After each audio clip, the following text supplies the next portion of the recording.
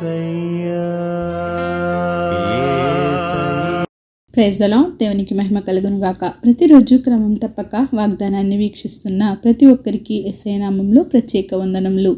Subscribe చేసుకుని అనేక మందికి షేర్ చేసి దేవుని మాటల ద్వారా బలపరచండి.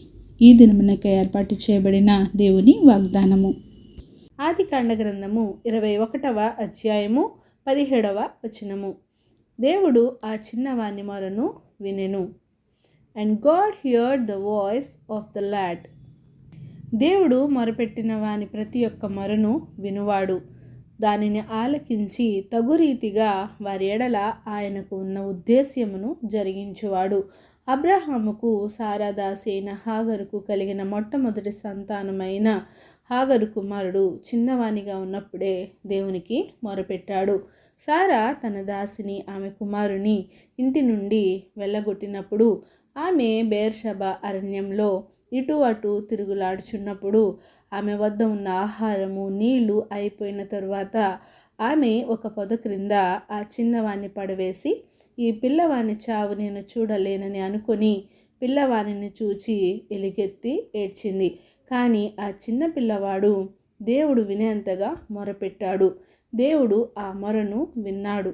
అప్పుడు దేవుని దూత ఆకాశం నుండి హాగరును పిలిచి, హాగరు, నీకేమి వచ్చినది?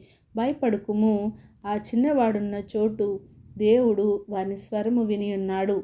నీవు లేచి ఆ చిన్నవాని లేవనెత్తి నీ చేత పట్టుకొనుము.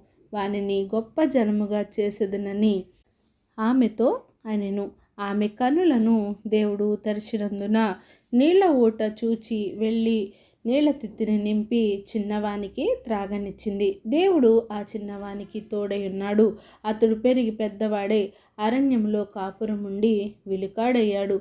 చిన్నవానిగా ఉన్నప్పుడే దేవునికి మొరపెట్టాడు కనుకనే ఇష్మాయేలు అను పేరుతో పిలువబడ్డాడు. ఇష్మాయేలు అనగా దేవుడు వినును. ఇష్మాయేలు మొరను దేవుడు విన్నాడు. ఆ పిల్లవాని దప్పికను తీర్చాడు. చావు నుండి తప్పించి బ్రతికించాడు. ఆయనకు తోడై ఉన్నాడు. గొప్ప ప్రయోజనకునిగా చేశాడు. తన సంతానాన్ని అభివృద్ధి పరిచాడు. ఒక మూల కంబంగా నిలిచాడు. మరి మన చిన్నపిల్లలు ఏమి చేస్తున్నారు? వారు ఎలా జీవిస్తున్నారు? దేవునికి ఏ విషయంలోనైనా మొరపెట్టుచున్నారా? వారు ప్రార్థిస్తున్నారా? ఆయనను అడుగుచున్నారా?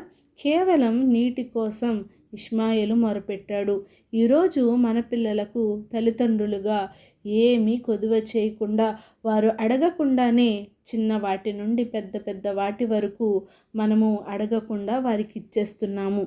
కనుక వారికి ఏ లోటు లేకుండా చూస్తున్నాము. ఇంకా వారు తల్లిదండ్రులనే అడగటం లేదు. ఇంకా దేవునిని ఏమని మొరపెడతారు?